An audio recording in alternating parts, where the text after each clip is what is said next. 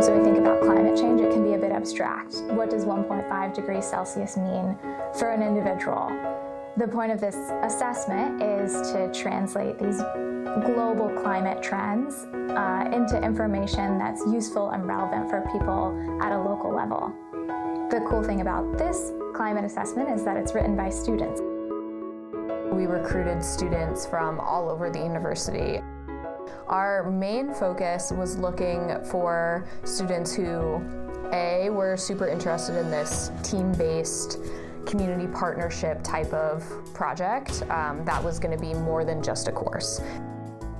I felt so supported within my chapter and also outside of the chapter, like just talking to other people, other co-authors.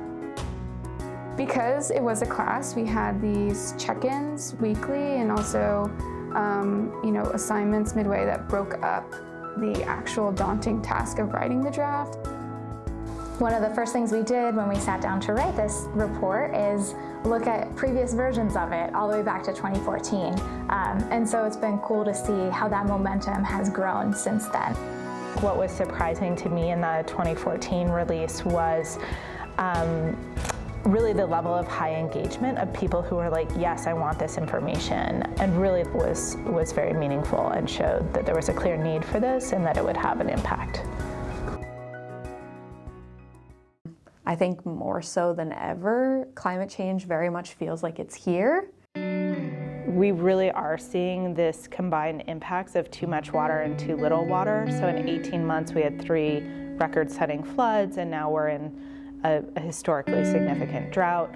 And so people are starting to really feel those impacts and think about them. There's new things that are happening too. People are concerned with Canadian wildfires and the impacts on air quality. So there's new things that we're seeing.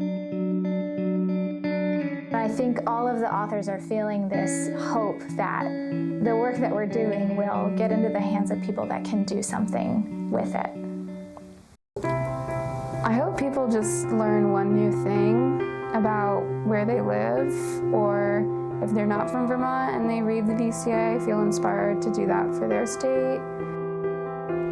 I hope that students, when they look back on this experience, really have sort of a deep understanding how climate change impacts their work, but beyond that, how they can communicate about the impacts of climate change and practice things like storytelling in a way that's really engaging.